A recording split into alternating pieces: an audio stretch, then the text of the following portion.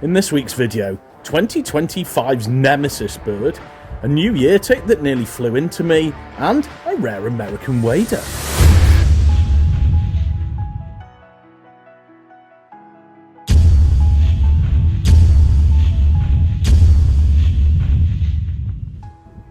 Good morning folks, excuse my voice, I am full of cold. So, you may remember from the last video I said that was taking the girls on holiday, and we've come to the Flamborough area where we're staying in a haven. I have managed to get away briefly from all the fun activities that we've been doing to have a little wander around Bempton Cliffs RSPB Nature Reserve. Join me, let's see what we find. Why had I come to Bempton Cliffs? Well, not only was it less than 15 minutes drive away from where we were staying at a haven, also there was a bird here I wanted to see, and to add to our year list. A bird we'd failed to see in our previous video. More on that shortly. My first stop was at a place called the Dell, which is kind of a bowl of vegetation and scrub with a footpath round the side. In the past we've seen a few rare birds here on autumn migration, including red-flanked bluetail last year.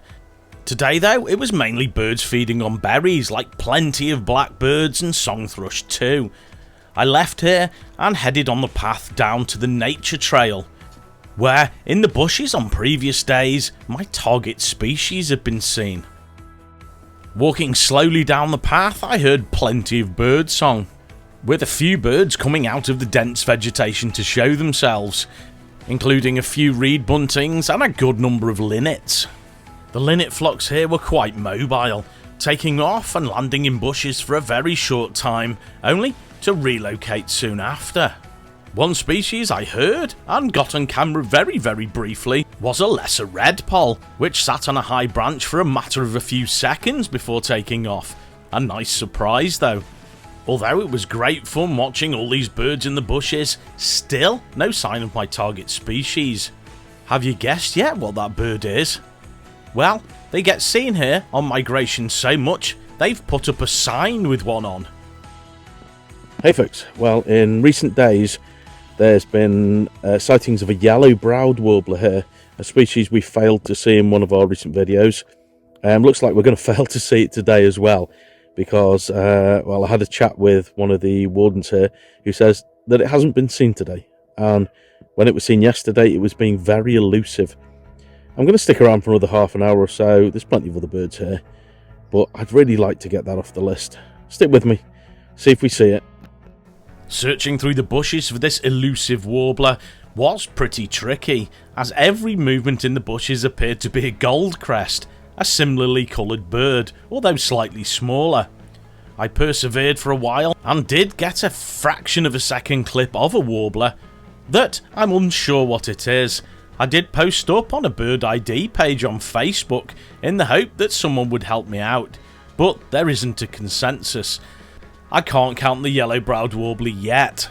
So I headed on down the path towards the cliffs, where in the spring and summer this place is teeming with life, with around 500,000 seabirds choosing to breed here, including the UK's only mainland gannet colony, 10% of the UK's breeding kittiwakes, razorbills, guillemots and puffins too.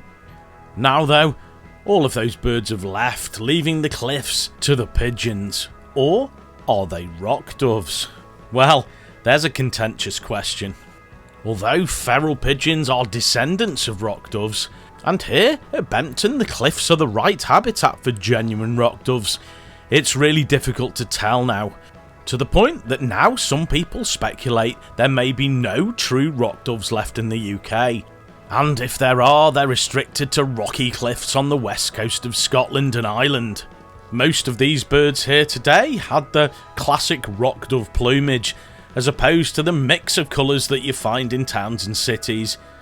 Regardless, there was loads of them, and they had free range over the cliffs now the seabirds had gone. Now though, my time was short, so I headed back up the path in the hope that I might find the yellow-browed warbler before going back to join Kaylee and the girls for some afternoon activities. En route, spotting this little fellow.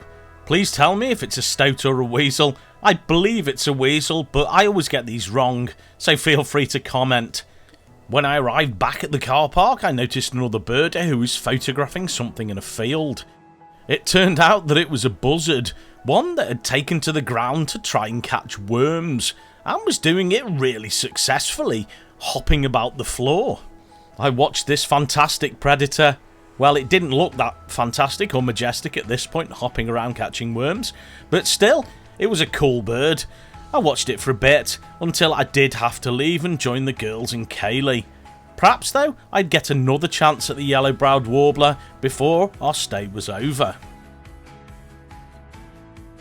Good morning, folks. After yesterday's failed attempt at Bampton for the yellow-browed warbler, I have come down here to the wonderful Flamborough Head. Nothing rare has been reported here today or yesterday, but you never know.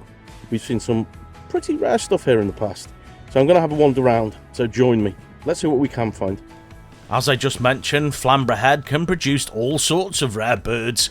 In the past, we've had many lifers and rarities here, so during autumn migration, you never know what you're going to find. But before I started scanning the bushes, hedgerows and fields, I wanted to head down towards the cliff's edge to have a look over the sea. When I arrived, there were a few other birders there, but the sea itself was reasonably quiet. I did notice a few gulls, what I believe may be a fulmar, and plenty of seals frolicking in the water below the cliffs. I watched the sea and these entertaining seals for a little bit, but soon got a bit cold. So I moved away from the cliff tops and started exploring the hedges and fields nearby. And some of these hedges were teeming with birds, mainly reed buntings, linnets, chaffinches, and the fantastic tree sparrow, a species that nearly went extinct in this country after a very steep decline, but now it looks like the numbers have stabilised and even started to increase. My walk continued past the lighthouse where I saw this fantastic pied wagtail and onto some local fields. En route, seeing many of our more common birds like stonechat, goldfinch, and our other more common sparrow species, the house sparrow. A bird that, although is a very familiar sight in people's gardens, has in recent years suffered quite a serious decline. Not only have we lost more than 70% of their numbers since the late 70s, this species is now red listed in the UK. My walk continued onto a footpath through some local fields, where although generally quite quiet for birds, I did notice some birds feeding on the floor, and was very pleased to see one of our winter visiting thrush species to the UK, the fieldfare. This smart looking bird was feeding amongst a flock of blackbirds on the ground. It was whilst I was watching these birds, I had a bit of a surprise, as a reasonably large brown bird came careering across the field and landed on the floor in front of me. Something really crazy just happened. I was just walking here along a footpath near Flamborough Head when something just flew in and landed directly in front of me, and I got a couple of seconds worth of footage, and it's a new bird for our year list. It's a woodcock. It was very brief and it soon flew off, but wow, I wasn't expecting that today. Fantastic. Almost as soon as the woodcock clumsily landed, it ran off into a ditch and then flew off over the hedge into the distance. But regardless, this is the best view of a woodcock I've ever had, and I think only the second or third one I've ever seen, so I was absolutely over the moon. Kaylee's gonna be gutted she missed that. Now though, I wandered back down the path towards the cliff tops again to have one last look over the sea. When I arrived, there was a guy in a kayak canoe thing on the sea getting a lot of interest from a seal, and yet more seals playing about in the water at the bottom of the cliffs. Now though, I did have to leave. We had a kids' Halloween party to take Emily to. Hey folks, it's afternoon now. I'm at South Landing on Flamborough Head. I've had to leave Kaylee at a kiddies Halloween party at the caravan park. She's not particularly pleased. Apparently are now over a Chinese. Anyway, I've come here because there's been a yellow-browed warbler been seen. The bird that seems to be jinxing me this year. I'm going to see if I can find it. Apparently it's been little elusive. So fingers crossed. Let's see what we can do. I joined the small amount of other birders that were there who had heard the yellow-browed warbler only minutes before I arrived, which was indeed encouraging. But after half an hour or so, it wasn't heard or seen again, and it was soon to be going dark. Hey folks, I think it's probably safe to say that the yellow-browed warbler is my nemesis bird of the year. It is not here. It's not been heard or seen for about 15 or 20 minutes. I'm still wandering around. It's about half an hour before it goes dark, kind of hoping and praying that the birding gods can send me this pain of a bird. There is one cool thing, like really cool thing. There's a tawny owl in the ravine just over there, and it's asleep on some logs, but you can see it really well. It's out in the open. Mental. It's something you don't see every day, so that is super, super cool. This wonderful sleeping tawny owl that was sat on a log pile had apparently chosen that very spot to roost for the last few days. What an absolutely fantastic bird. I continued to look for the yellow-browed warbler until it got too dark. Then, a little disgruntled, headed back to the car. Hey folks, another yellow-browed warbler dip. Failed again. This is truly the nemesis bird of the year. And I think we're getting to a point now where I may not see one in 2025, which is deeply frustrating. Never mind. Onwards and upwards. Hey folks, I'm at home. I've just got in from work and I'm rushing now an hour and a half onto Anglesey for a species we've not had on the year list yet, a white-rumped sandpiper. I'm really hoping I get there and it's still there, or it hasn't gone dark yet. So stick with me. I've not got any driving footage because Kaylee's not in the car. So just imagine the next hour and a half going by. I'll see you there. Hey folks, I've just arrived at Maltraith Cobb. I'm really hoping the white-rumped sandpiper's still here. It's not dark yet, which is something. I'm going to head in that direction. Stick with me. I power walked along the cob being an embankment with a path on it, with the estuary on one side and a shallow marshy pool on the other. This shallow pool is brilliant for birds, and there were plenty there at the moment. Although I didn't stop for long looking, as I was hoping to find some other birders and the white-rumped sandpiper I needed to tick off the year list.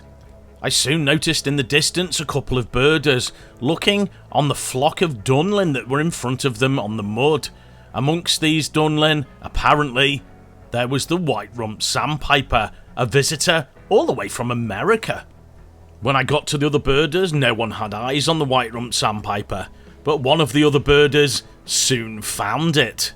And it was reasonably close. Now, this is a species we've not had that much luck with in the past, only having ever previously seen one. That bird was at Frampton Marsh in Lincolnshire a couple of years ago. Last year we went looking for them on a couple of occasions and failed, so seeing one reasonably close to home in North Wales is a real treat.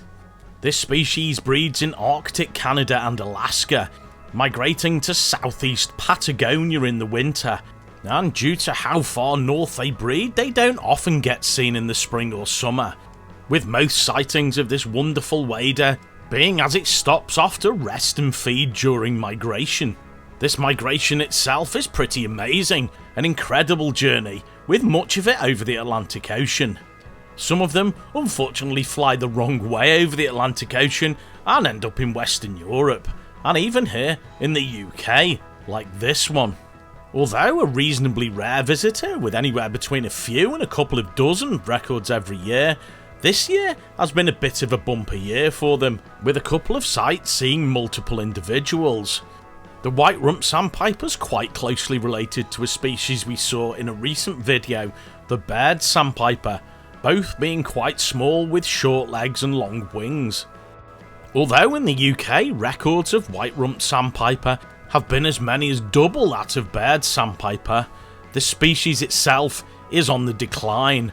Despite the population still being quite large, it has dropped by between 40 and 49% in the last 3 generations, putting this bird on the vulnerable list globally, which is certainly worrying. This bird here today, though, was putting on a reasonably good show, despite us slowly losing the light. Myself and some other birders, including local birder and friend Alex, watched this bird feeding around in the mud amongst the Dunlin for quite a while. Occasionally the flock of small waders would take to the sky and fly round the small pool, landing elsewhere where we'd have to walk up the cob and try and re-find the white-rumped sandpiper once more. This gave me the opportunity to have a quick look at what other birds were around. Amongst the large numbers of Dunlin, there were a few duck species here, the most numerous being shoveler, mallard and teal.